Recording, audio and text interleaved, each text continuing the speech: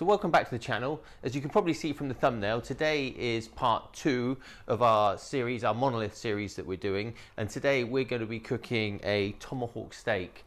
If you missed the first part and you want to go back and see that before watching this one, I'll leave a link to that up here and that will take you back there so you can watch through that. We did a beer can chicken and it showed you the basics about setting up your monolith and getting everything going. But today we're going to be doing a tomahawk steak.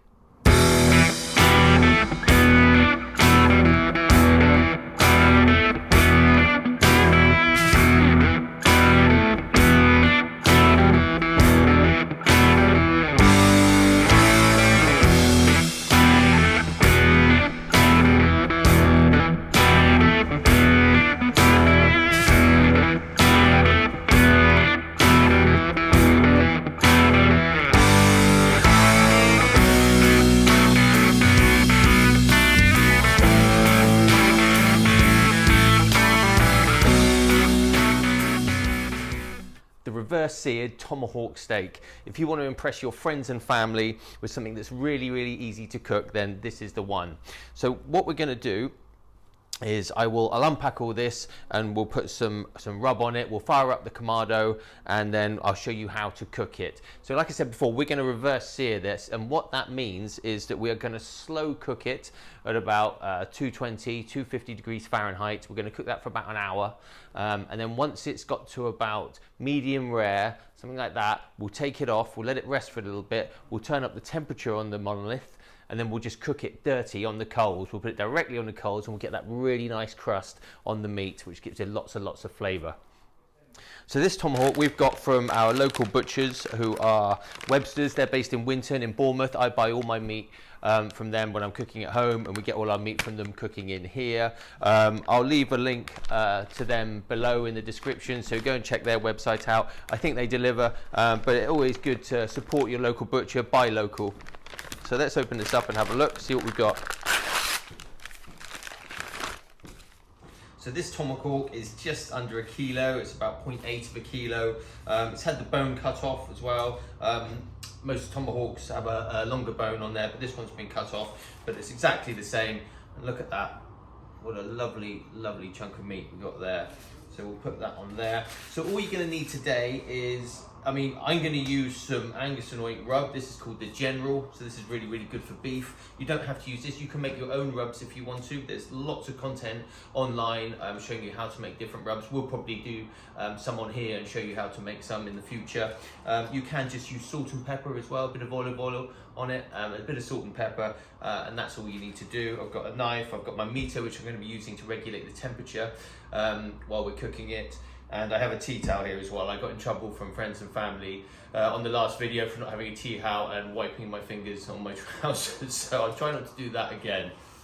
So we'll start by just adding a good layer of rub onto the tomahawk, and then what we'll do is, while that's soaking in, give it a bit of time to soak in, we'll then fire up the monolith and get that up to temperature.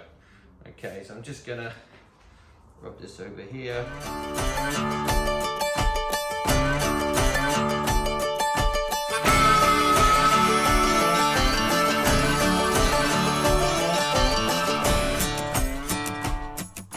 There we go, easy as that.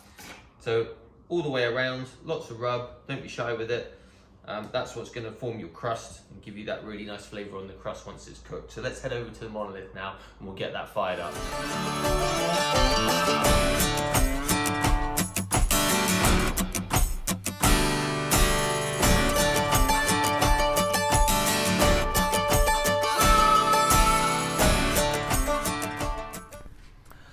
So in exactly the same as we did in our previous video, we've used the mono lighter to light our coals. It takes about 60 seconds for those to get up to the right temperature before you can close the lid down. So what we're going to do is we're going to put our grill back in. We're going to put that on there. We're going to close it down. Our top vent we're going to open to about 2 inches, about 50 mil, like that. And then we're going to do exactly the same with our bottom vent. So you've got bottom vent, roughly 50 mil, 2 inches, and you come up to the top vent, same again.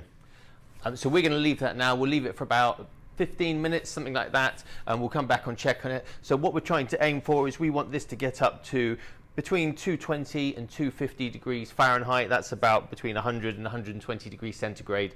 So we'll come back and check on that. And once that's up to temperature, then we can start put our tomahawk in.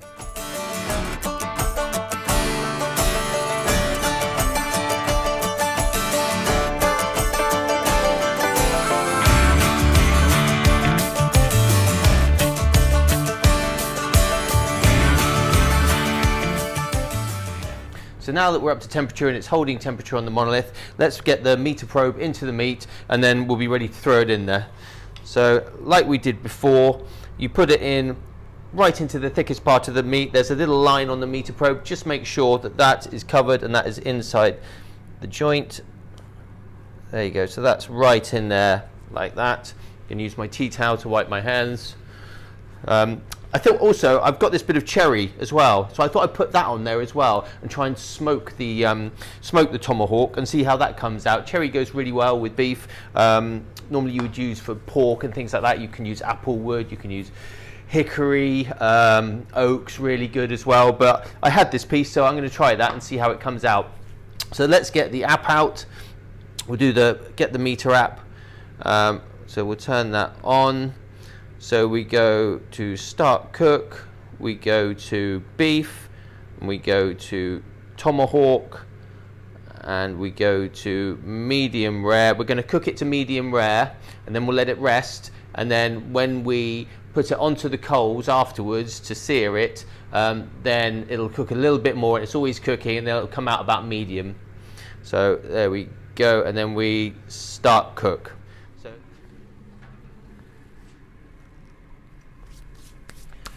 So that's the tomahawk in there. I think that's going to take about an hour. We're going to get up to 135 Fahrenheit, which is medium rare for beef. And what we'll do is we'll monitor the meter app, and that will tell us when it hits temperature. The alarm will go off, and we'll come back and we'll take it off.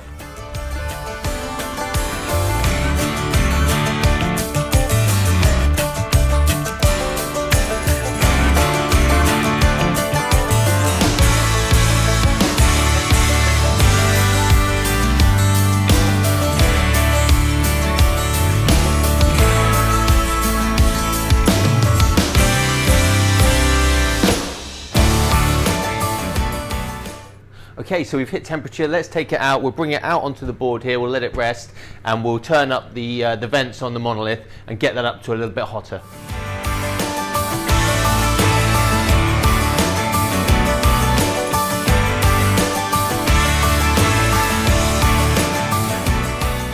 So we're nice and hot now.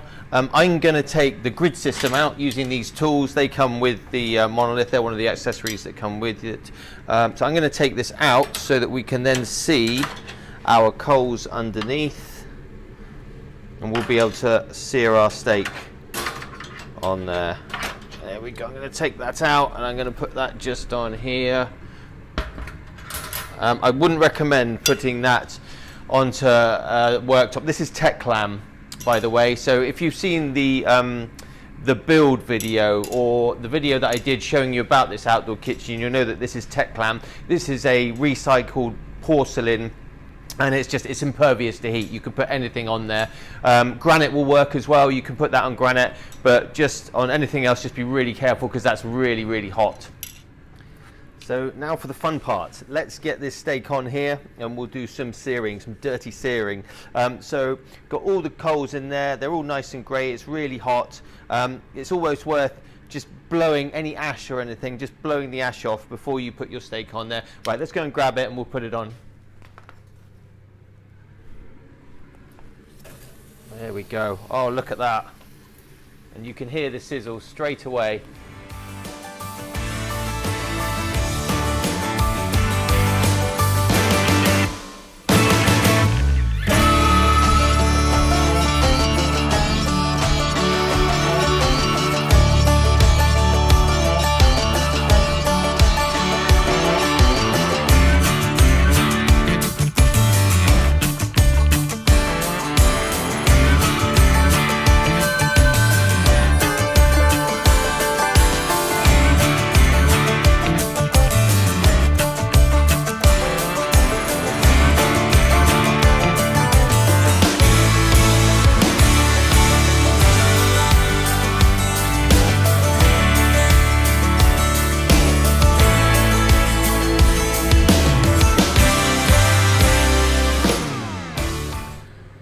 I am so excited about tasting this. Look how nice that crust looks.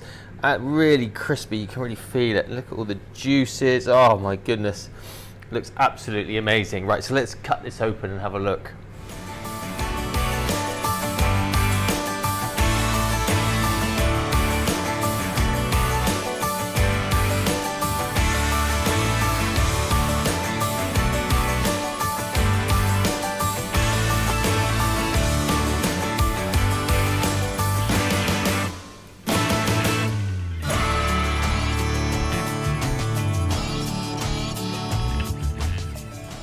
So as you can see, that was really easy to cook. It wasn't difficult at all. And you got all the theatrics with put it on the coals, cooking it dirty. So you can cook this to your friends and family and they'll think you're a barbecue god for cooking this, but it really is very, very easy. So I'm just going to take a little slice off and give it a taste.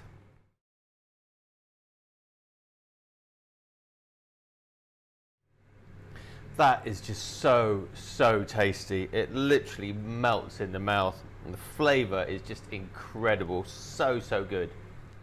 So I really hope you've enjoyed today's video. It shows you just another recipe that can be done on the Monolith or any Kamado.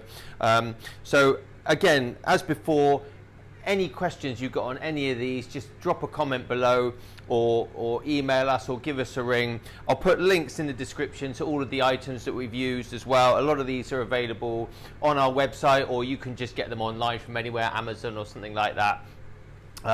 So thanks very much for watching this video. We'll bring another one out for you next week. If you have an idea of something you'd like us to cook for you, then just let us know. So thanks very much, and we'll see you on the next one.